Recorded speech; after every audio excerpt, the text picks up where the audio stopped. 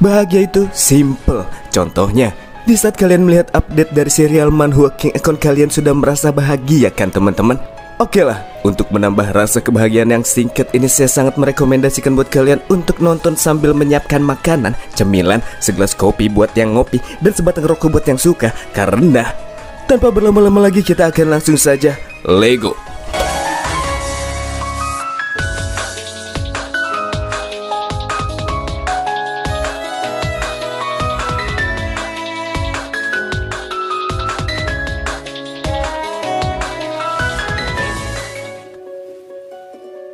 Setelah memperoleh akun Huanglong full patch yang disebut dengan Kaisar Naga Emas, Zeus selanjutnya memberikan separuh kesadaran Huanglong yang terdapat pada akun tersebut untuk melakukan duel dengan musuh bebuyutannya. Dan iya, itu adalah salah satu dari 13 dewa kuno yang bernama Telos.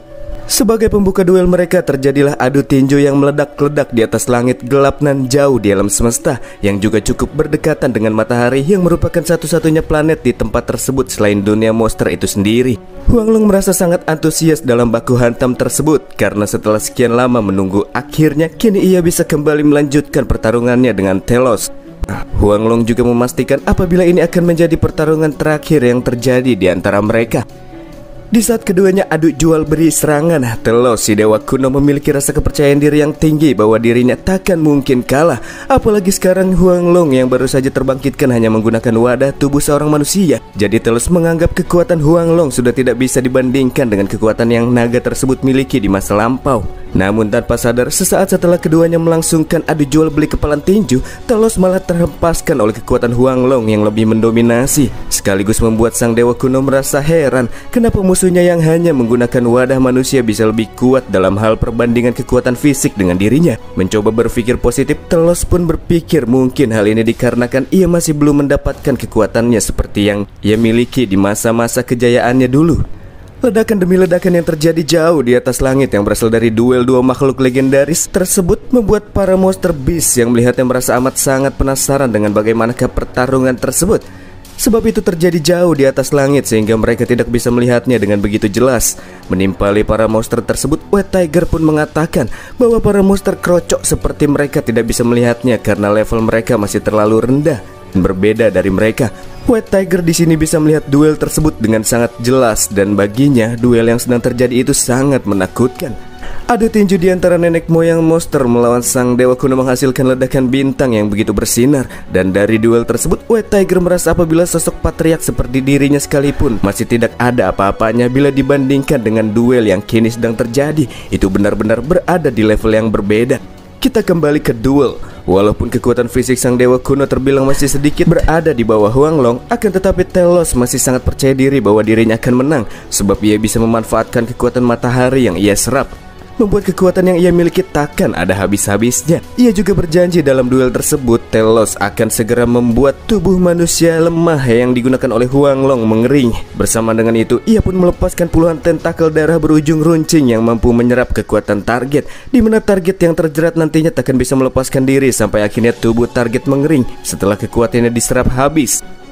Sementara itu dari arah lain, Huanglong mengaktifkan perisai cahaya 3 lapis untuk bertahan dari serangan Telos. Si nenek moyang juga bertanya apakah metode menyerap matahari untuk menambah kekuatan adalah kartu traf yang menjadi andalan Telos dalam duel di antara mereka.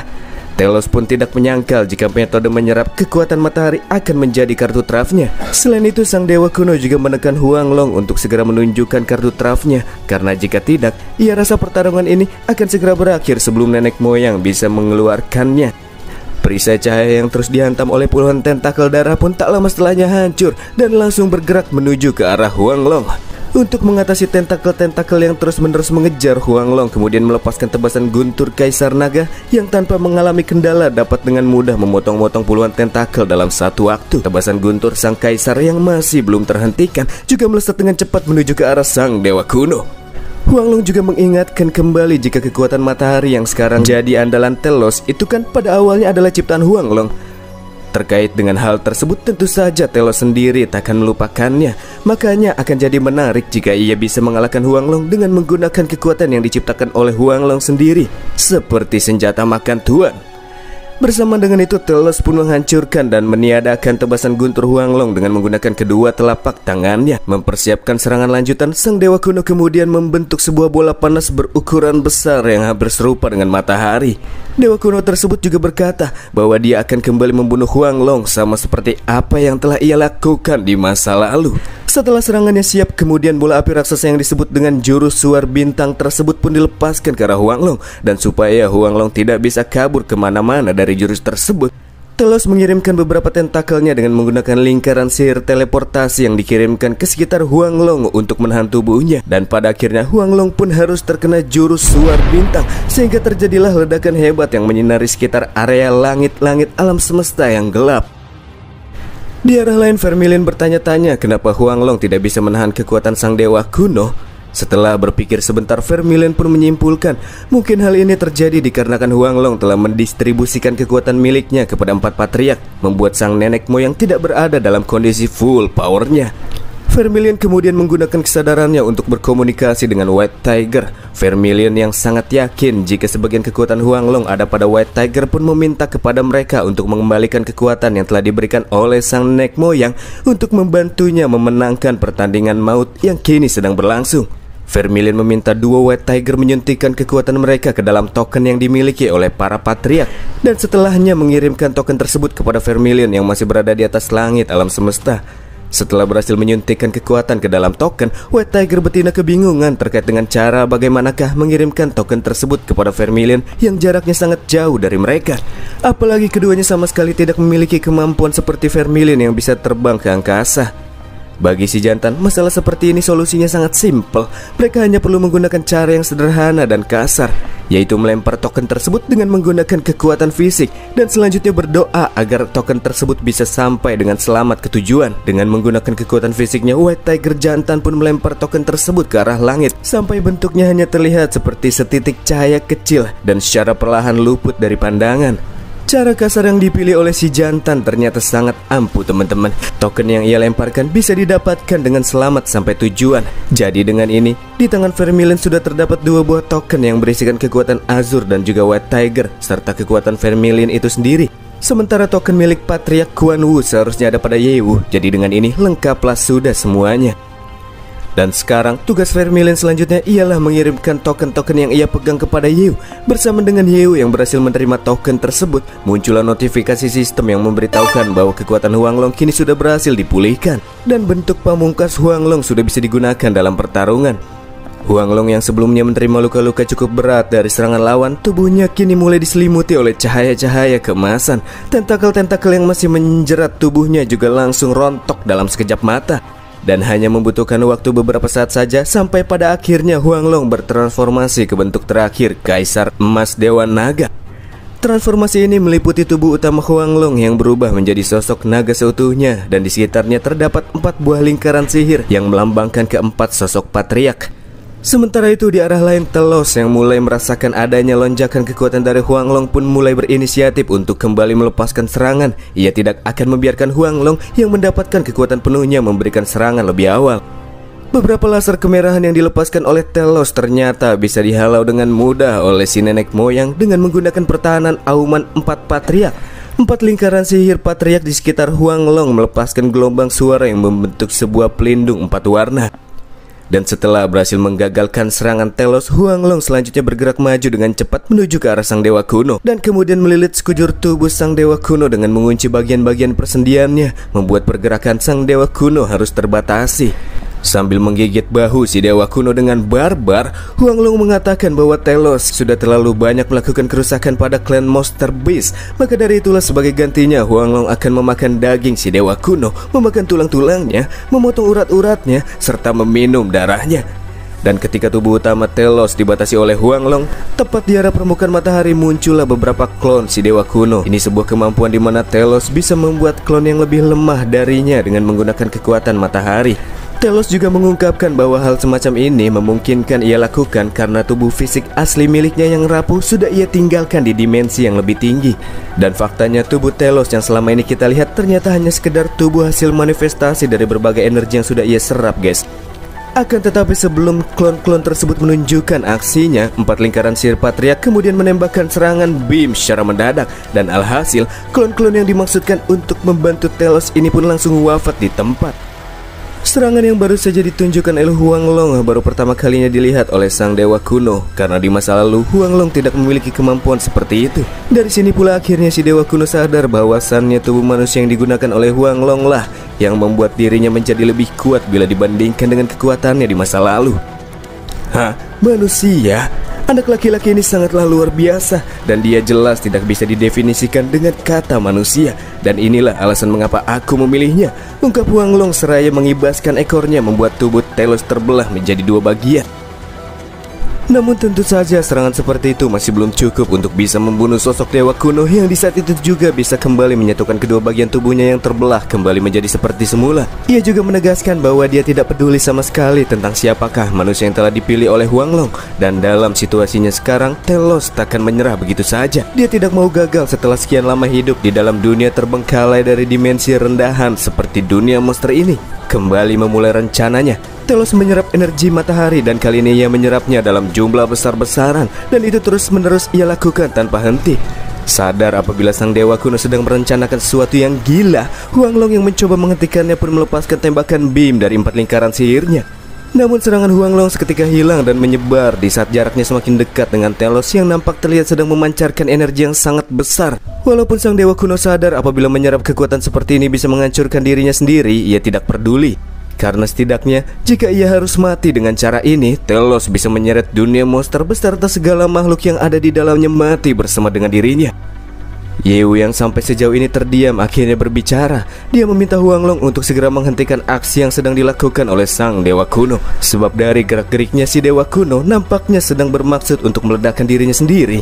Ledakan yang berasal dari sosok dewa kuno ditambah dengan kekuatan matahari tentunya sulit untuk bisa terbayangkan. Untuk menghentikan pergerakan Huanglong, si dewa kuno di sini melepaskan hujan meteor yang dilepaskan secara terus-menerus. Serangan tersebut menyebabkan Huanglong dibuat sibuk, membuatnya tidak bisa memiliki kesempatan untuk bisa menghentikan Telos. Dan kemudian tak lama berselang ketika Telos telah menyerap banyak sekali kekuatan matahari, volume dari tubuhnya pun membengkak. Sambil tertawa ia juga mengatakan bahwa Huanglong serta si manusia alias Yeu itu harus mati, sama halnya dengan dunia monster yang harus mati bersama dengan dirinya. Para monster yang sebelumnya tidak bisa melihat jalannya duel akhirnya bisa melihat sosok si dewa kuno yang tubuhnya membesar. Namun mereka sadar apabila si dewa kuno sedang mempersiapkan diri untuk melakukan peledakan diri, dan itu akan berdampak pada seluruh dunia monster serta makhluk yang hidup di dalamnya musnah tanpa sisa. Pemandangan tersebut sangatlah mengerikan. Namun mereka kini tidak bisa melakukan apa-apa selain menunggu datangnya kematian. Ketika energi matahari terserap sepenuhnya ke dalam tubuh Telos, matahari yang ia pijaki pun mulai mengalami keruntuhan gravitasi. Akan tetapi keruntuhan gravitasi yang terjadi kala itu menyebabkan sesuatu yang tidak terduga. Sebelum berhasil meledakkan diri, secara tiba-tiba tubuh Telos mulai terbakar dan robek ketika tertarik oleh gravitasi. Dan dalam kondisi tersebut, ia hanya bisa berteriak tanpa bisa mengetahui sesungguhnya apakah yang sedang terjadi kepada dirinya saat ini. Menurut anggapan Yeu, meskipun matahari ini terbentuk dari hati Huanglong, namun itu tetap tidak bisa melepaskan diri dari hukum yang terdapat di alam semesta. Sebuah hukum yang sangat misterius dan masih belum bisa terpecahkan terkait dengan apakah penyebabnya. Namun satu hal yang Yeu ketahui, setelah mengalami keruntuhan gravitasi seperti ini, maka selanjutnya akan terjadi sebuah ledakan supernova dan akhirnya membentuk sebuah lubang hitam. Oleh sebab itulah prioritas mereka selanjutnya ialah berevakuasi secepat mungkin. Tapi sepertinya Yeu dan Huanglong tidak bisa meninggalkan TKP dengan cara yang mudah, sebab tubuh Huanglong saja tidak bisa bereaksi ketika gravitasi yang menarik benda apapun di sekitarnya juga turut menarik tubuhnya. Untuk bisa terhindar dari situasi ini, itu cukup mudah bagi Huanglong yang kemudian melemparkan Yeu secara paksa dari dalam tubuhnya sendiri agar Bang MC bisa keluar dari jarak tarikan gravitasi. Dan dengan demikian, maka untuk sekarang Yeu bisa kembali bergerak dan kembali menuju ke dunia monster. Sisa-sisa kesadaran Huanglong ini pun mempercayakan para keturunan Huanglong yang bodoh alias para monster kepada Bang MC. Ia berharap agar Yeu bisa memimpin klan monster menuju masa depan yang tepat dan membuktikan apabila dia sudah membuat pilihan yang tepat dengan memilih Yeu. Sisa kesadaran Huanglong yang telah memberikan berkah kekuatannya kepada Yeu pun akhirnya lenyap ketika tertarik masuk ke dalam gravitasi matahari yang mengalami keruntuhan. Sementara Yeo yang terpental keluar angkasa berhasil diamankan oleh Vermilion yang menangkapnya dan selanjutnya membawa Yeo pulang melalui portal sihir menuju dunia Monster Beast. Yeo yang berhasil kembali ke dunia monster langsung mendapatkan sambutan yang begitu meriah dari para monster yang memanggil dirinya dengan sebutan raja. Ya, memang pemandangan ini terlihat cukup bagus, tapi sekarang bukanlah waktu yang tepat untuk melakukan perayaan. Yeo tanpa basa-basi langsung meminta kambing emas untuk segera menyatukan batu dunia yang sudah lengkap dan menggunakannya untuk mengaktifkan Gate of Monster Beast. Dan ternyata benar saja, ketika batu dunia lengkap disatukan dan diletakkan di dekat gate tersebut pun langsung aktif. Bersama dengan aktifnya gate, Yeo juga memerintahkan kepada semua monster untuk segera masuk ke dalam gate tersebut untuk melakukan evakuasi. Di sini sempat muncul keraguan di dalam hati para monster yang menyebabkan mereka semua enggan untuk melakukan apa yang Yeo minta. Hal ini membuat Vermilion merasa sedikit jengkel. Kenapa para monster-monster tersebut tidak langsung melakukan apa yang baru saja diperintahkan oleh sang raja monster? Dan ternyata alasan mengapa para monster ini merasa ragu untuk segera masuk ke dalam gate itu bukan dikarenakan mereka tidak mengindahkan perintah sang raja. Karena gate tersebut sekarang tidak menuju ke dunia manusia, mereka merasa khawatir jika tempat yang akan mereka kunjungi selanjutnya adalah tempat terpencil di mana tidak ada cara untuk bisa bertahan hidup. Dan bisa saja terdapat kemungkinan mereka bisa langsung mokat sesaat setelah masuk ke dalamnya. Yeo yang sedikit geram pun mengatakan jika sang nenek moyang Huanglong sekali lagi baru saja mengorbankan sisa-sisa kehidupannya hanya untuk keberlangsungan hidup mereka. Dan jika memilih untuk tetap tinggal di tempat ini, maka artinya mati. Karena dari sekarang tak lama lagi akan terjadi sebuah ledakan super yang menghancurkan seluruh dunia dalam sekejap mata. Ketika melihat para monster yang dipenuhi dengan keraguan, Nona Kambing yang bermaksud untuk memberikan sedikit kontribusinya pun kemudian mengepalai masuk ke dalam gate. Sambil dirinya mengatakan masuk ke dalam gate itu adalah pilihan yang paling tepat untuk saat ini, daripada memilih untuk tetap tinggal di dalam dunia yang sudah pasti akan segera hancur. Dan ya, upaya yang dilakukan oleh si Nona Kambing dalam waktu yang singkat dapat mengubah pemikiran para monster. Secara berbondong-bondong, mereka semua pun langsung berebut masuk ke dalam gate dan meninggalkan dunia monster yang akan segera hancur ini. Sambil menyaksikan ledakan super yang sudah terlihat di atas langit, dengan nada yang muram, Kambing Emas pun mengatakan jika pada awalnya ia sama sekali tidak begitu merasa peduli terhadap tujuan Azur ataupun tujuannya sendiri. Tapi pada akhirnya apa yang dilakukan oleh Kambing Emas juga turut membawa andil terhadap kehancuran dunia monster secara tidak langsung. Mencoba menaikkan semangat si kambing, Yeo pun mengibaratkan burung raksasa yang berjuang menembus cangkang telur. Jika telur ini adalah dunia monster, maka kehancurannya akan menciptakan suatu kehidupan yang baru, ujarnya. Dan jika dunia ini tidak bisa lepas dari kehancuran, maka yang perlu mereka lakukan hanyalah maju dan bergerak pergi dari kehancuran tersebut. Sekali lagi si kambing emas terpukau dengan pemikiran Bang MC sambil keduanya melangkah masuk ke dalam gate. Dan di saat itulah secara tiba-tiba muncul sisa-sisa kesadaran Huanglong yang tertinggal di dalam Gate of Monster Beast. Huanglong merasa sangat senang karena Yeo telah memilih untuk mengambil langkah menuju dunia yang baru dengan menggunakan batu dunia. Dikatakan oleh si nenek moyang bahwasannya dia sendiri lahir dari dimensi yang lebih tinggi. Namun sayangnya tempat tinggal asli Huanglong diserang oleh dewa kuno yang melakukan invasi dan membunuh semua makhluk yang ada di sana. Sementara Huanglong adalah makhluk terakhir yang selamat dari garis keturunannya. Dan demi mencegah kampung halamannya dihancurkan, Huanglong kemudian memilih menggunakan item jenis peraga untuk menciptakan dimensi yang baru yang dikenal dengan dunia monster saat ini. Dan Huanglong menyeret si dewa kuno masuk ke dalamnya untuk bertarung sampai mati. Dan karena Huanglong tidak ingin melihat garis keturunannya berakhir punah, ia menggunakan sejenis item yang membuatnya bisa memisahkan gen dan kekuatannya sebelum menemui ajal. Sehingga terlahirlah dunia monster beserta seluruh ekosistem yang terdapat di dalamnya. Jadi pada hakikatnya, dunia Monster Beast ini bukanlah kampung halaman para monster yang sesungguhnya. Dan Gate of Monster Beast juga bukan merupakan sebuah alat yang digunakan untuk menyerang dunia lain, melainkan gerbang yang seharusnya digunakan oleh keturunan Huanglong untuk bisa pulang ke tempat tinggal mereka yang sebenarnya. Huanglong sangat berharap agar seluruh keturunannya bisa kembali ke kampung halaman dan menciptakan masa depan yang baru di sana. Dan ya, hal itu akan segera terjadi selanjutnya. Setelah masuk ke dalam gate dan mencapai tujuan, para monster langsung dibuat tercengang ketika mereka menatap betapa indahnya dunia yang merupakan kampung halaman mereka. Walaupun tempat tersebut masih terlihat sangat primitif karena hanya terdapat gunung-gunung dan hutan yang luas sejauh mata memandang, namun bila dibandingkan dengan dunia monster sebelumnya, tempat ini jelas akan menjadi tempat hunian yang lebih layak. Walaupun baru pertama kalinya berkunjung ke dunia ini, namun para monster merasakan perasaan yang sangat nyaman dan hangat. Rasa-rasanya tempat ini seperti rumah nenek. Dengan air mata yang mengalir, para monster juga berpikir sebelumnya apabila hasrat ingin membunuh adalah keinginan tertinggi dan paling primitif yang dimiliki oleh semua monster. Namun sekarang mereka merasakan hasrat itu kembali, tapi keinginan mereka ini bukan tertuju kepada musuh.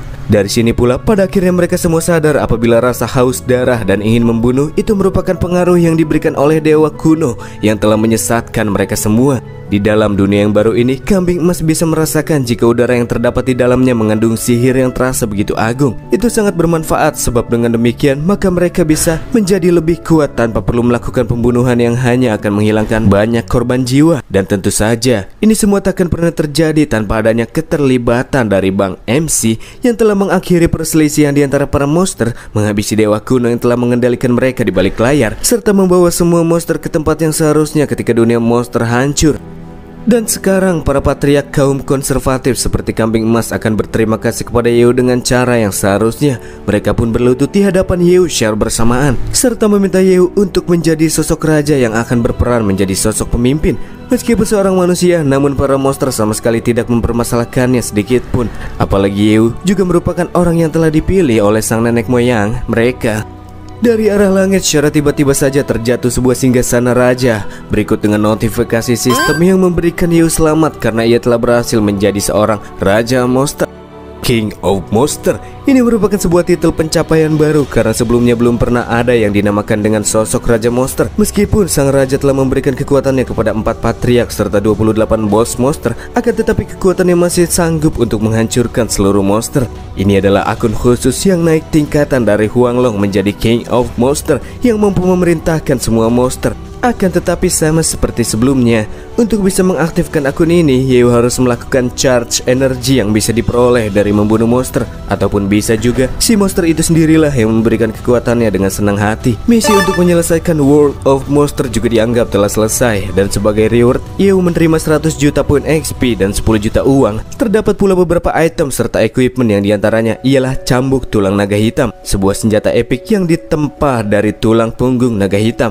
Efeknya meningkat atribut serangan sebesar 120% dan memiliki efek penembus armor. Jubah harimau api, sebuah armor epik yang terbuat dari kulit harimau ekor api, meningkatkan pertahanan sebesar 110% dan dodge sebesar 60%. Buku majalah koleksi musim semi malam hari, alat peraga tingkat epik yang di dalamnya berisikan materi pembelajaran rahasia yang menyebabkan ras monster memiliki tingkat reproduksi yang tinggi, atau lebih gampangnya majalah hentai puri. Bulu ekor api vermilion, ini merupakan material dewa tingkat tinggi. Dengan mengkonsumsi bulu ekor ini, maka pengkonsumsinya akan mendapatkan efek terlahir kembali sebanyak 1 kali. Metode 3 bintang merupakan sebuah item yang terbentuk seperti lingkaran sihir tingkat dewa. Item ini bisa digunakan untuk berteleportasi menuju suatu planet ataupun bintang yang jaraknya paling dekat. Wing of Oz, equipment tingkat dewa milik Azur, mampu meningkatkan kecepatan terbang sebesar 500%. Dan terkadang akan ada bonus serangan sebesar 300% untuk penggunanya. Remaining Soul of the Ancient God, ini merupakan sisa-sisa jiwa dewa kuno Telos yang telah bercampur dengan kekuatan matahari, penuh haus darah, keengganan, dan kemarahan. Ketika dilepaskan ke dunia luar, maka semua kehidupan akan terguncang dan terpapar dalam kondisi abnormal. Seperti yang sudah saya jelaskan sebelumnya teman-teman, Telos ini nggak punya tubuh fisik, jadi Yeo cuma bisa dapat sisa jiwanya aja guys. Daripada itu justru yang lebih bikin Yeo heran, kenapa di antara hadiah yang ia peroleh ada satu hadiah yang sangat aneh. Dan tentu saja itu adalah majalah tentang reproduksi. Ini membuat Yeo bertanya-tanya apakah sistem sudah salah memasukkan hadiah. Sistem pun menjelaskan kalau tidak ada yang salah dengan hadiahnya, karena kehidupan manusia bumi di era ini sudah berada di ujung tanduk dengan basis populasinya yang sangat rendah. Maka jika Yeo ingin peradaban manusia terus berlanjut, yang harus dilakukan adalah memperbanyak spesiesnya terlebih dahulu. Namun sistem menyarankan agar Yeo membaca majalah tersebut sendirian di balik pintu yang tertutup. Maksudnya apa ini guys? Saya nggak tahu teman-teman. Jadi kita lanjut aja dulu. Yeo pun menganggap jika perkataan sistem itu terdengar masuk akal, karena demi masa depan umat manusia, seseorang harus belajar dengan giat menurutnya. Yeo selanjutnya mulai berpidato, dan pidato yang kali ini ia sampaikan pada intinya ia memerintahkan kepada semua monster yang kini telah memperoleh dunia yang baru untuk kembali membangun serta menciptakan sebuah peradaban yang baru agar para monster maupun keturunan mereka di masa mendatang bisa terus bertahan hidup sampai ke masa depan. Dan karena Yeo sendiri masih mempunyai urusan pribadi yang harus ia selesaikan, Yeo akan mempercayakan segala hal yang diperlukan di dalam dunia ini kepada Kambing Emas dan mengurusinya atas nama Yeo. Meskipun Kambing Emas tidak bisa membantah keinginan Yeo, namun ia merasa jika dirinya masih belum memiliki kelayakan untuk melakukan apa yang Yeo minta. Kambing Emas merasa khawatir dan merasa bahwa ia tidak memiliki kebijaksanaan serta pengertian untuk memimpin klan monster di kehidupan yang baru ini. Hei, apakah kau benar-benar berpikir bahwa akulah yang dapat membawamu ke masa depan? Balas Yeo. Ya tentu sajalah menurut Kambing Emas. Ia menganggap apabila semua monster masihlah membutuhkan Yeo, dan Kambing Emas masih belum merasa layak untuk menjadi pemimpin. Mengingat sebelumnya ketika Yeo belum datang ke dunia monster, Kambing Emas tidak memiliki keberanian untuk melakukan pertikaian dengan para monster yang telah menyimpang dari kebenaran.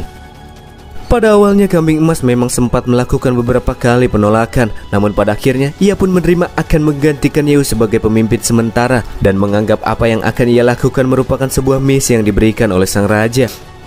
Yeo selanjutnya meminta Anceng untuk membuka portal kembali menuju bumi, karena ini sudah waktunya untuk kembali pulang ke rumah. Yeo, Anceng, dan Eni yang berjalan menuju ke arah portal pun mendapatkan salam perpisahan dari para monster yang membungkukkan badan di sepanjang jalan, sekaligus mengakhiri arc dari petualangan dan balas dendam di dunia Monster Beast. Kali ini kita akan dibawa menuju sebuah tempat yang berlokasi di daerah hutan belantara sekitar zona aman barat daya, atau lebih tepatnya di kota pengungsi. Sebuah tempat terpinggirkan yang dibangun secara mandiri oleh orang-orang di luar zona agar mereka bisa terhindar dari serangan para monster yang berkeliaran di alam liar. Namun di hari itu, seorang penjaga keamanan yang melakukan pemantauan memberikan laporan kepada para warga pengungsi serta meminta mereka semua untuk segera mengemas barang-barang bawaan mereka secepat mungkin dan keluar dari lokasi pengungsian tersebut. Di antara semua pengungsi yang mendiami tempat tersebut, kita akan diperlihatkan dengan sebuah keluarga kecil yang terlihat sedang mengemas barang bawaan mereka. Dan dari penjelasan si suami, kita akan dijelaskan dengan situasi yang sedang terjadi. Dikatakan bahwa lokasi pengungsian mereka baru-baru ini didatangi oleh beberapa orang pengungsi dari tempat lain. Dan para pengungsi dari luar tempat tersebut datang dikarenakan tempat mereka telah dihancurkan oleh para monster yang melakukan penyerangan. Dan kemungkinan besar kota pengungsian ini juga akan menjadi target selanjutnya. Dari arah lain kemudian anak dari keluarga kecil ini pun bertanya kepada sang ayah serta ibunya yang terlihat sangat sibuk kemanakah tujuan mereka pergi untuk selanjutnya. Sayangnya si ayah sendiri masih belum mengetahui harus kemanakah mereka pergi setelah meninggalkan tempat ini. Iya, mereka sama sekali tidak memiliki tujuan. Namun sang ayah menjanjikan kepada sang anak kemanapun mereka pergi, sebagai orang tua dia akan selalu berada di sisi anaknya, membuat keluarga kecil mereka akan terus bersama sampai kapanpun. Di saat yang bersamaan dari arah gerbang masuk terdengar suara hantaman yang keras dan membuat gerbang pintu masuk pengungsian terbuka dengan lebar. Dan iya, itu semua dilakukan oleh para monster yang tanpa diduga muncul lebih cepat daripada waktu yang telah diperkirakan. Ketika makhluk-makhluk tersebut mulai memasuki kota, rasa haus darah untuk bisa kembali memangsa manusia pun kembali bergelora. Para monster ini tidak mengira bahwa masih terdapat kota lain selain yang mereka hancurkan sebelumnya. Dan lagi tempat ini juga dihuni oleh cukup banyak manusia. Bagi para monster ini akan menjadi pesta besar kedua yang akan mereka gelar setelah menghancurkan kota yang sebelumnya. Sial, sebelum keluarga kecil yang sebelumnya kita lihat sempat untuk berevakuasi, pelarian mereka harus dihentikan oleh salah satu monster berlevel 50. Makhluk ini berbentuk seperti belalang sembah yang mengandalkan lengan sabitnya yang berukuran cukup besar. Walaupun makhluk tersebut bisa dibilang krocok bagi orang-orang yang kuat, tapi bagi para warga sipil yang tidak memiliki keterampilan bertarung, keberadaan monster seperti mereka merupakan momok yang sangat menakutkan. Hei kalian, jangan terburu-buru dan jangan takut begitu.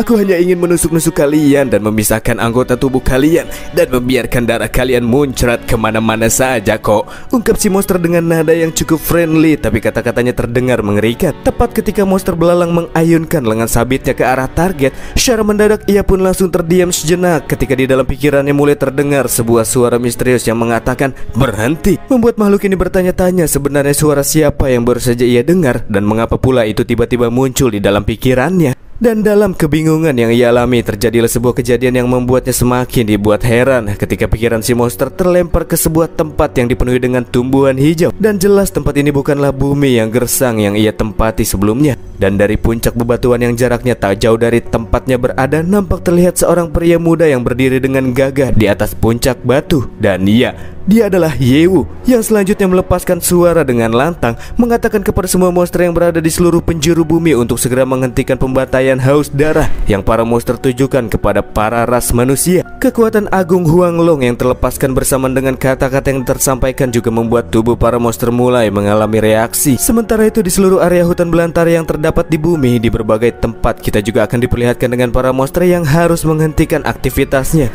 ketika mereka semua mendengar suara misterius yang terdengar di dalam pikiran mereka. Kesadaran mereka semua juga kini sedang terlempar ke sebuah dunia yang hijau serta dipenuhi oleh pegunungan. Suara tersebut menjelaskan apabila para monster yang kini tinggal di bumi serta nenek moyang mereka sesungguhnya berasal dari dunia monster yang terdapat di dimensi lain, dan pendahulu mereka yang hidup di masa sebelumnya telah dimanipulasi oleh sosok dewa kuno yang telah menyesatkan jalan para monster, sehingga mereka harus melakukan invasi ke dunia manusia dan memangsa para manusia dengan iming-iming bisa mendapatkan kekuatan besar setelahnya.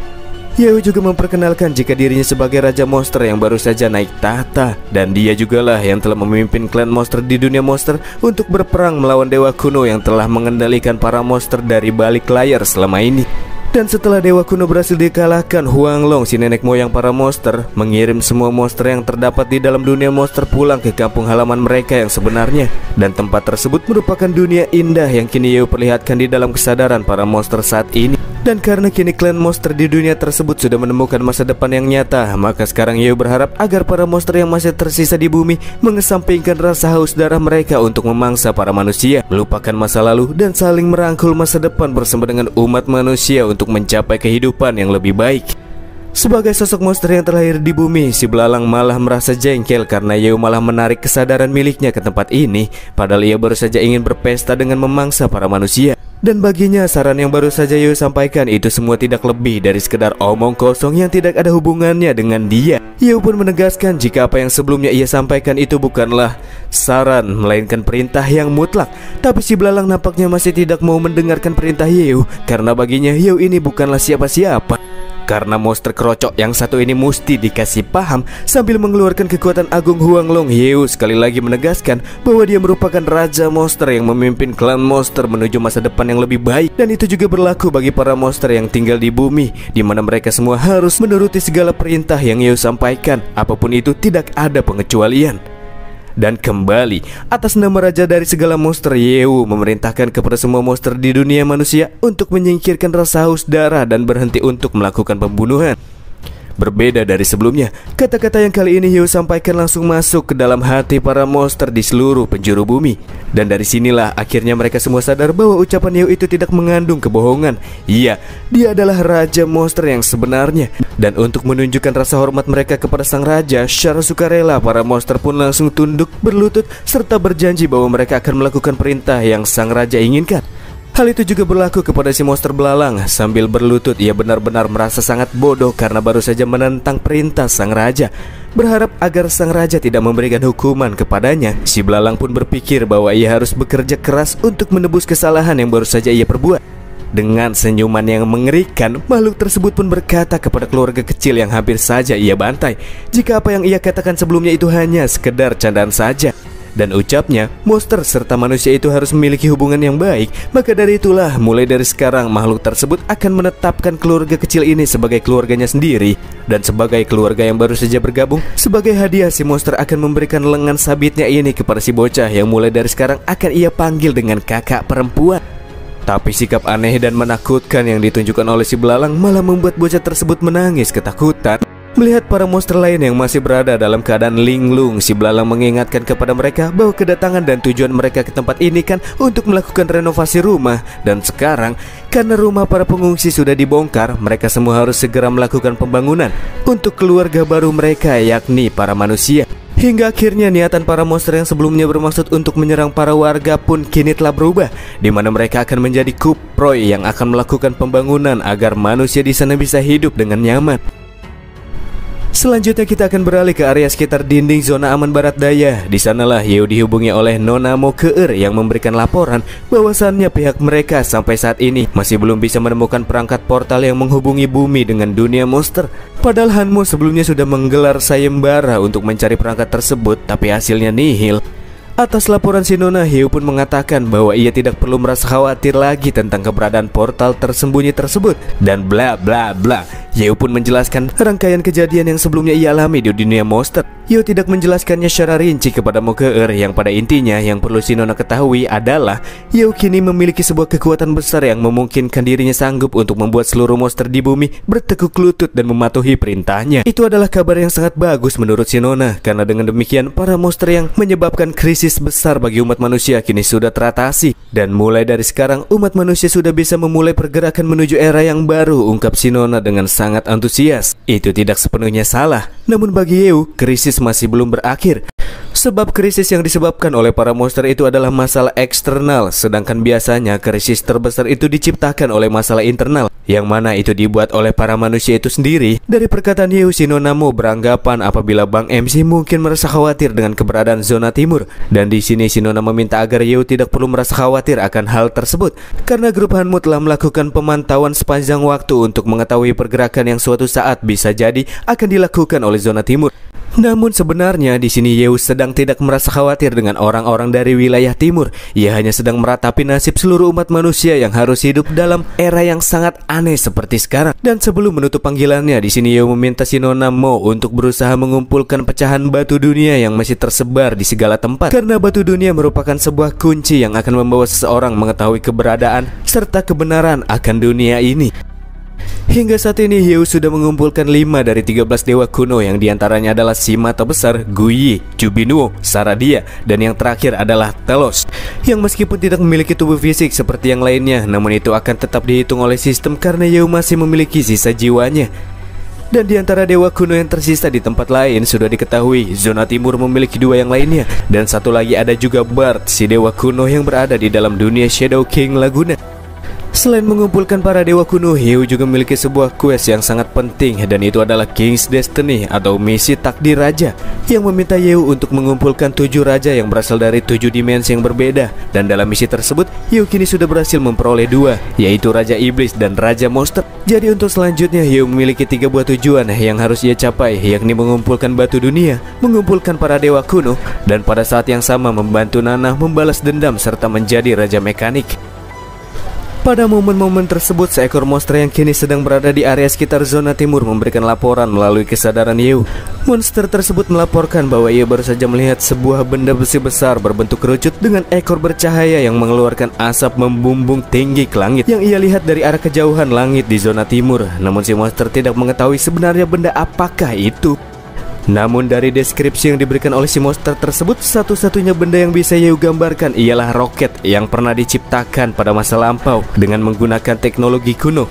Lalu apakah memang benar zona timur kini telah berhasil memulihkan teknologi tersebut? Dan ternyata benar saja, ketika kita dibawa menuju tempat di mana si monster melihat benda tersebut, nyatanya itu benar-benar memang benar sebuah roket yang tengah dalam perjalanan menuju ke angkasa. Namun setelah beberapa saat terbang lebih tinggi mencapai atmosfer, tiba-tiba saja kecepatan roket tersebut terbang semakin melamban, seakan-akan benda tersebut akan segera jatuh kembali ke tanah.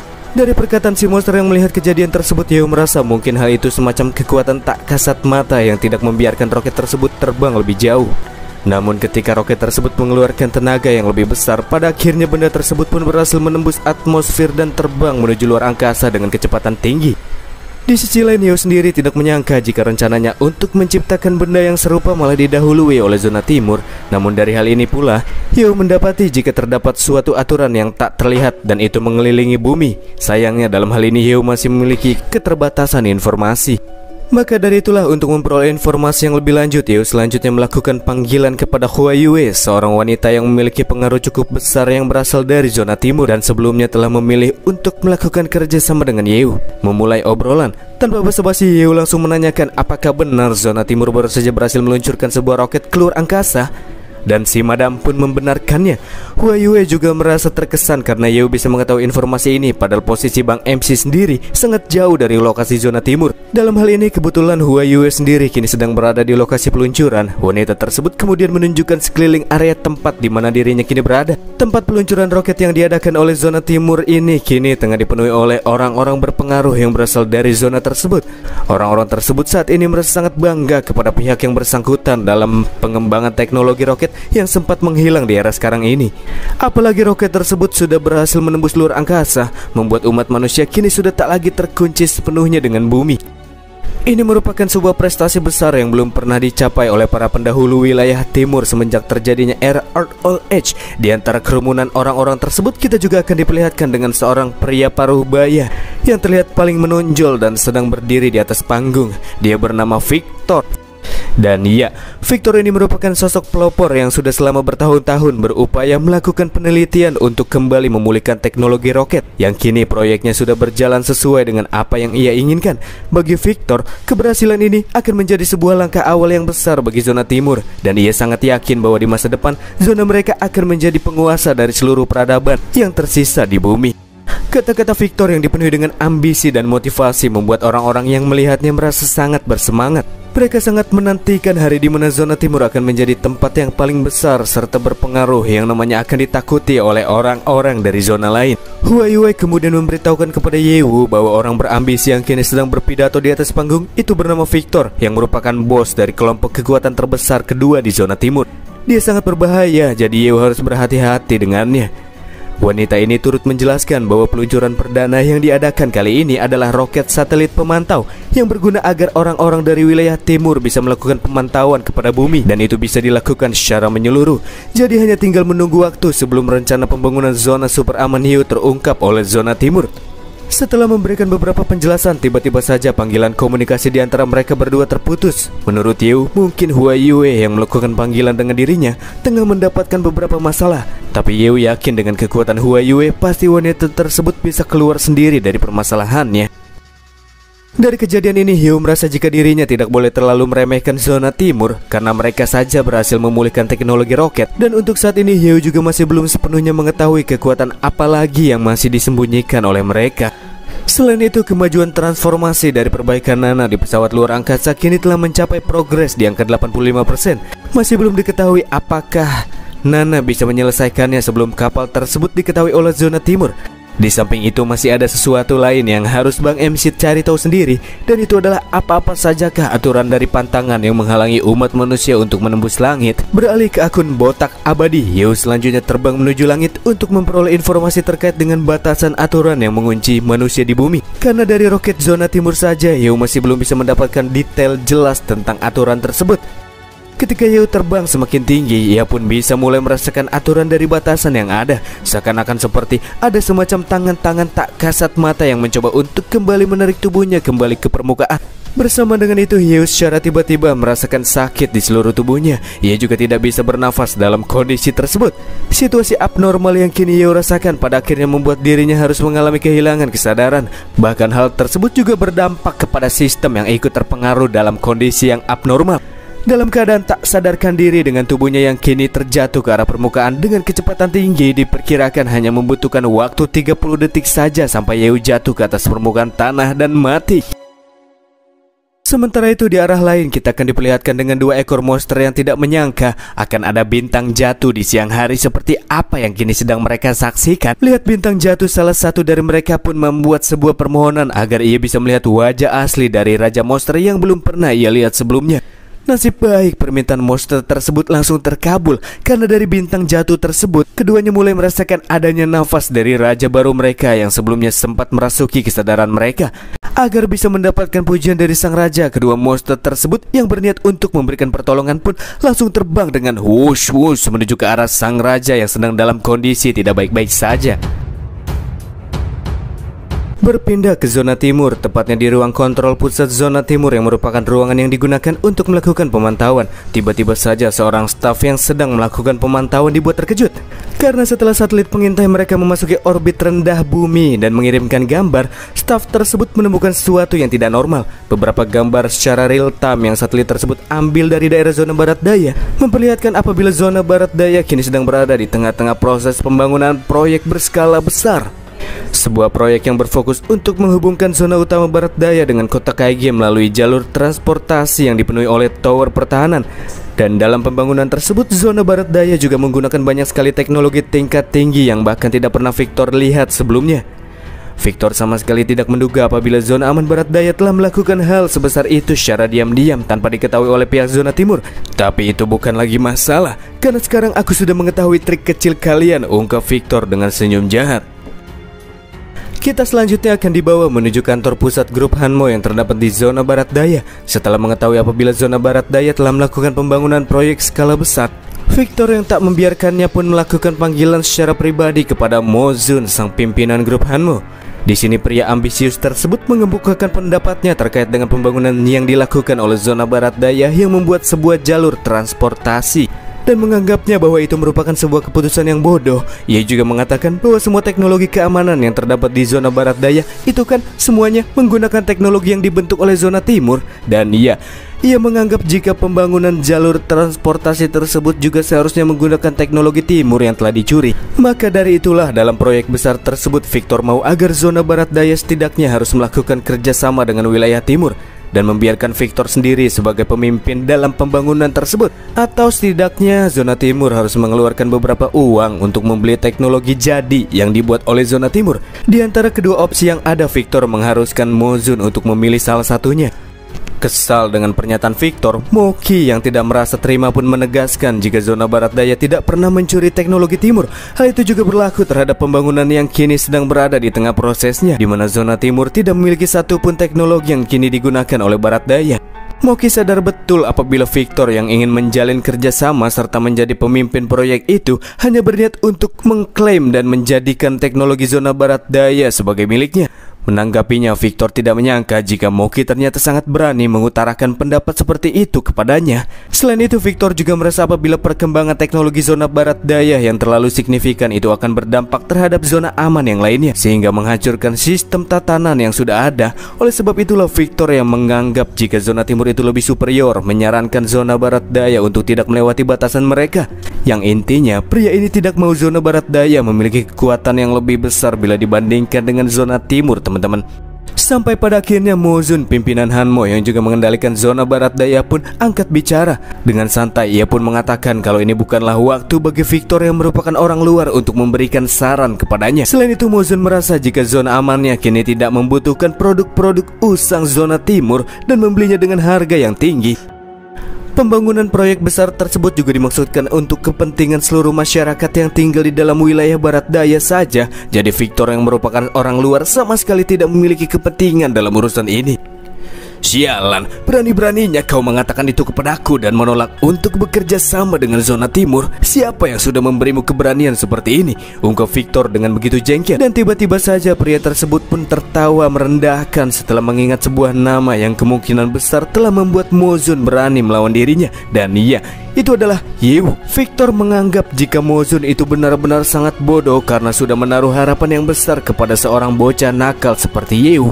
Dan dari penolakan yang telah dilakukan oleh Mozun, itu sudah semakin memperjelas bahwa sang pimpinan Hanmo tersebut telah memilih untuk melakukan perselisihan dengan zona timur.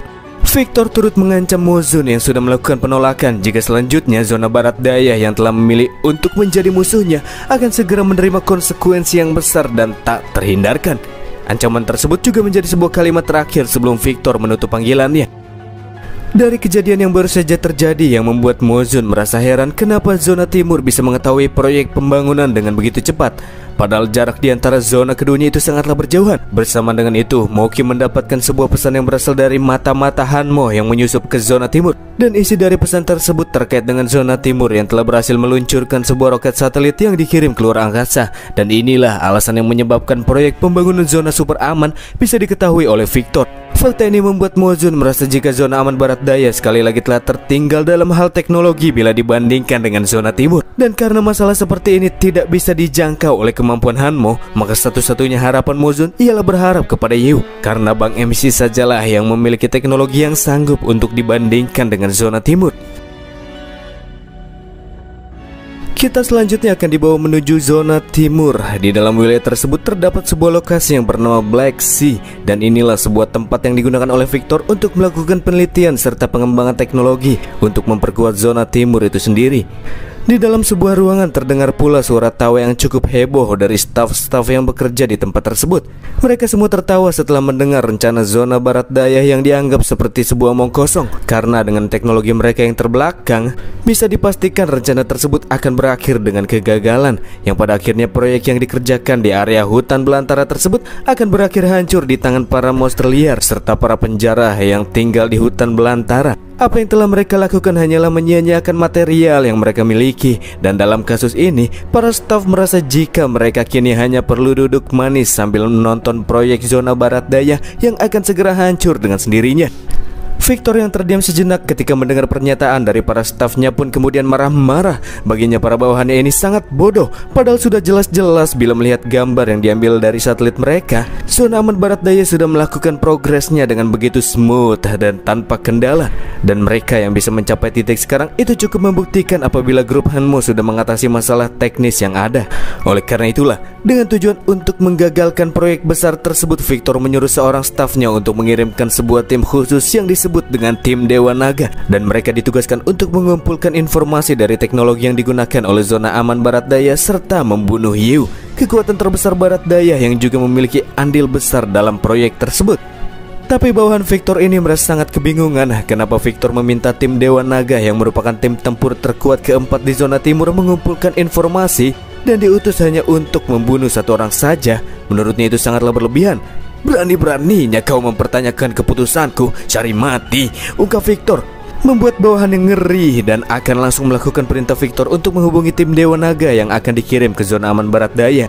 Selain tim tersebut, Victor di sini juga meminta bawahannya sekalian menghubungi sosok yang ia sebut dengan orang itu, yang kini sedang berada di hutan belantara, dan membiarkan si orang itu menjadi kekuatan utama yang akan menemani perjalanan tim Dewa Naga menuju barat daya. Lalu siapakah orang itu?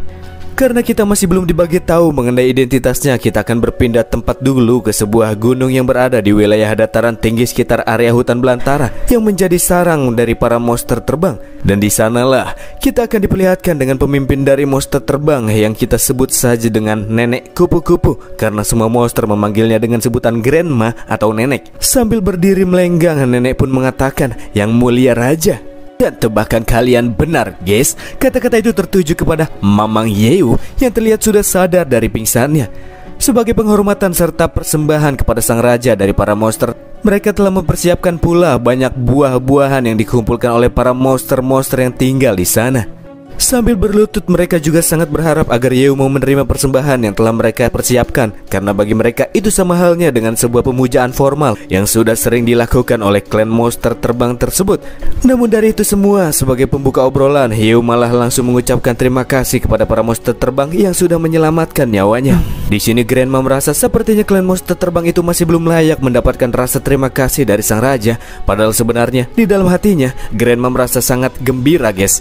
Sama halnya dengan Grandma, para monster terbang lain yang juga baru saja menerima rasa terima kasih dari sang raja pun merasa begitu gembira. Kegembiraan itu telah melengkapi kehidupan mereka, dan bahkan sekarang mati sekalipun mereka semua takkan menyesal.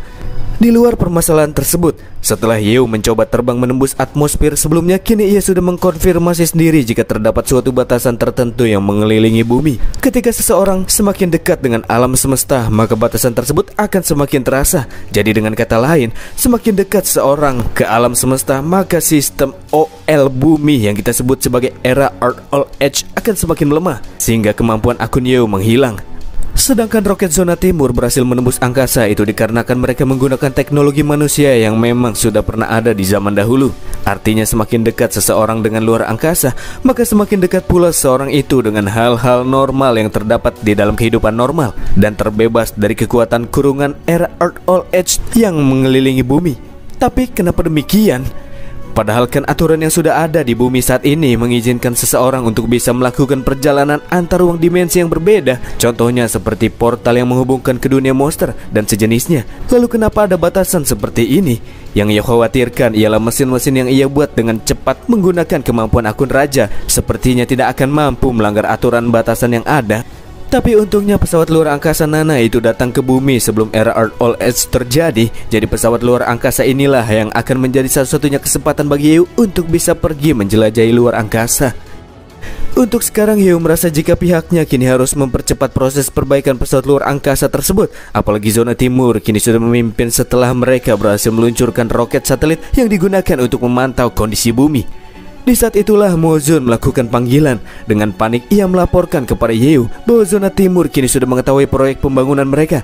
Dan Mozun juga telah memutuskan tali silaturahmi di antara dirinya dengan Zona Timur. Setelah hubungan di antara mereka berdua kacau, Mozun sangat yakin selanjutnya Zona Timur akan segera mengirim pasukan untuk membuat kekacauan.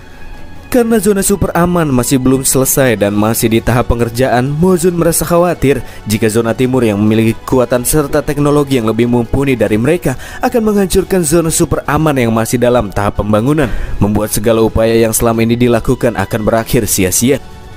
Tapi nang-nang saja Mozun, tak perlu merasa khawatir, karena ketika musuh mencoba memasuki wilayah zona super aman yang masih dibangun, orang-orang Zona Timur harus melewati kota Kaige yang sekarang disebut sebagai zona aman kedua barat daya terlebih dahulu, dan rekonstruksi di sana kini sudah rampung. Yao juga berjanji bahwa dirinya sendirilah yang akan memberikan jamuan terbaik kepada orang-orang dari Zona Timur yang akan segera datang berkunjung ke sana. Bau-bau pembantaian sudah tercium nih. Wow.